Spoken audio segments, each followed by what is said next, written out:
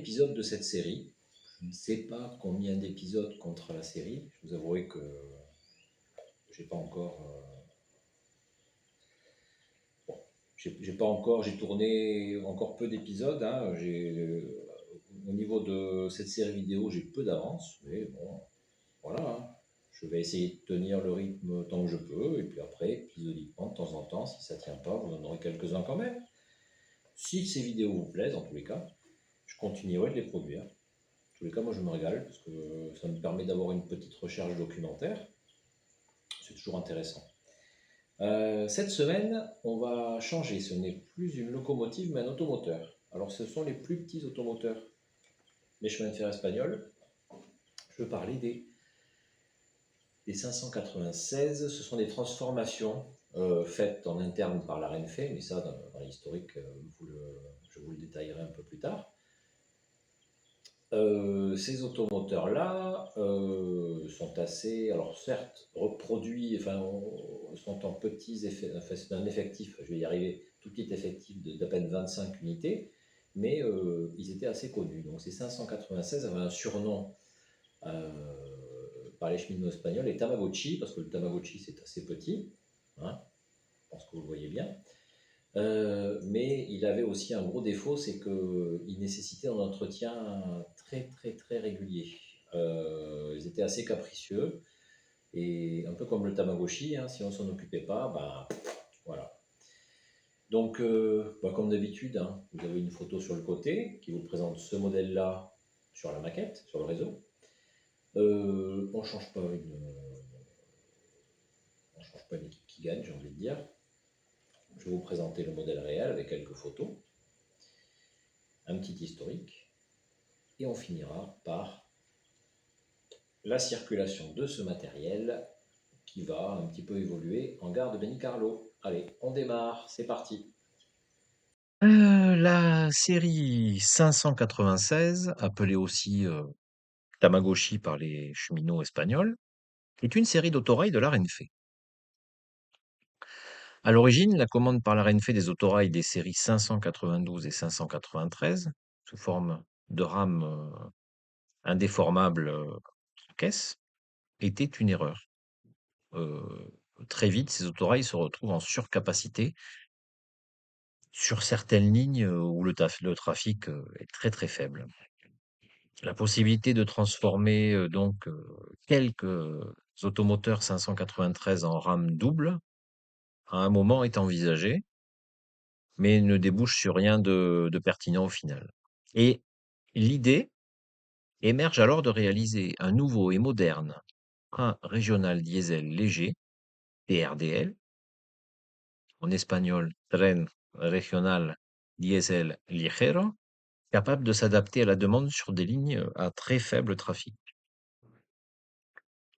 Et ce sont les 593 qui vont servir de base à cette construction. Une rame donnant naissance à deux automoteurs, initialement prévus pour former la série 595 et finalement numérotés dans la tranche 596. Ceux-ci vont combiner des solutions techniques traditionnelles comme la transmission mécanique, héritée des 593, et les techniques de pointe avec l'adoption d'un automate programmable à bord.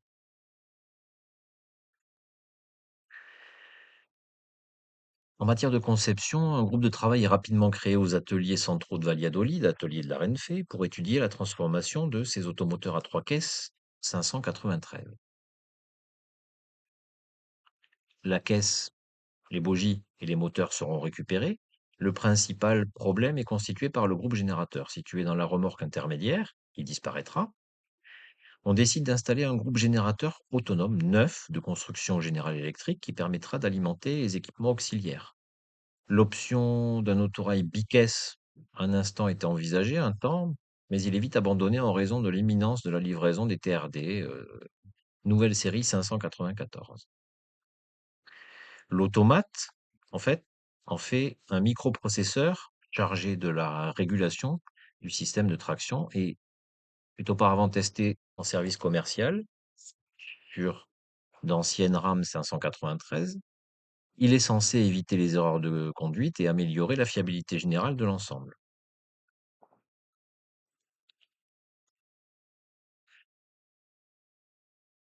Les 596 reçoivent la nouvelle livrée Regionales à base de blanc, de gris et d'orange pour les premières versions. L'intérieur est entièrement refait, la partie fourgon étant supprimée à partir de 1998.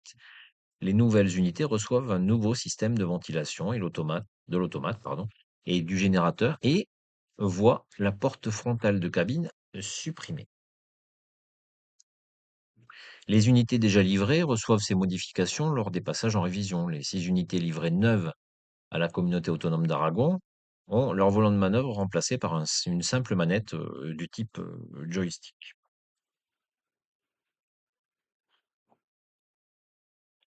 Une première tranche de 12 unités est prévue, la 596-001, reconstruction du 593-057 et la 596-002, reconstruction du 593-056, ainsi de suite, jusqu'à la 12e unité. Le bon accueil réservé par le public à ces automotrices provoque l'ouverture des négociations pour la livraison d'unités supplémentaires. Dans un premier temps, il est décidé de construire 6 unités supplémentaires. Ce deuxième lot fait l'objet de transformations spectaculaires. L'unité Regionales, bien décidée à lui donner une identité visuelle spécifique, étudie un carénage spécial aux formes plus aérodynamiques.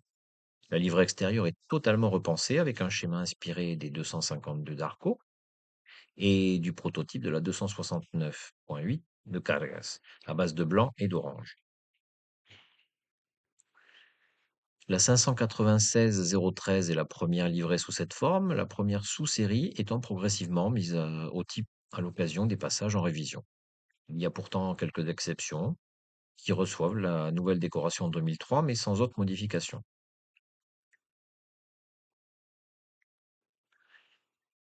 Le 596-001 est livré début août 97 et entame aussitôt une campagne d'essai entre Valladolid et Medina del Campo.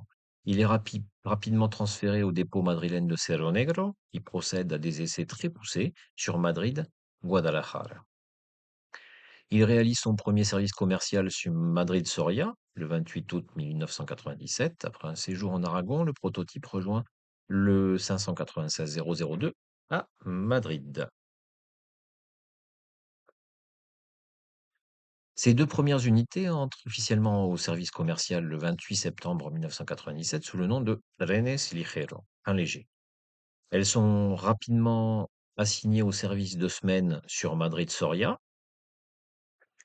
Entre le printemps 98 et août 99, les 596 assurent également un service Madrid-Burgos par la ligne directe.